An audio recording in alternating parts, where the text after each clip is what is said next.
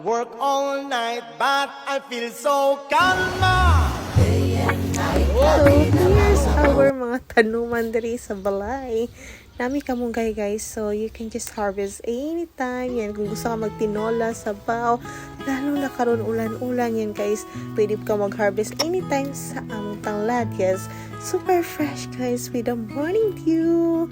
Yan, ug naapod mi tanom diri sa avocado ni Mother Earth. Yan, tubo na sad.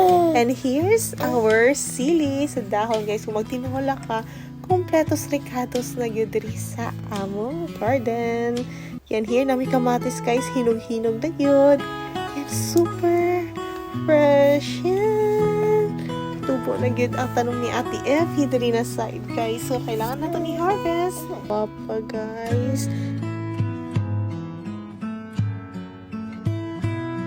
Going palayan na siya. Paihinog na ang atong kamatis.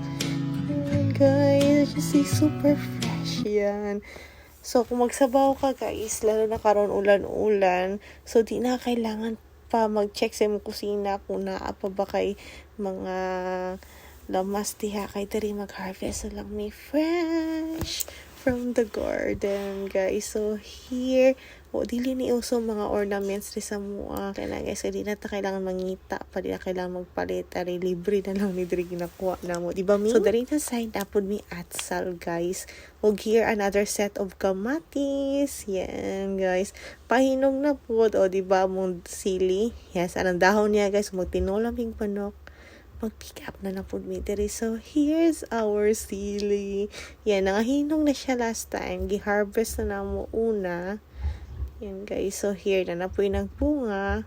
Pabuto na nato nakahilig yung sili guys. Mong namin Indonesian blood na wami kay baw.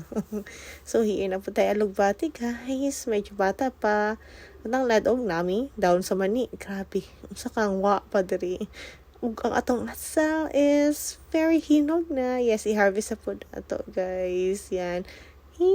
Libre lamas diri sa amuang balay.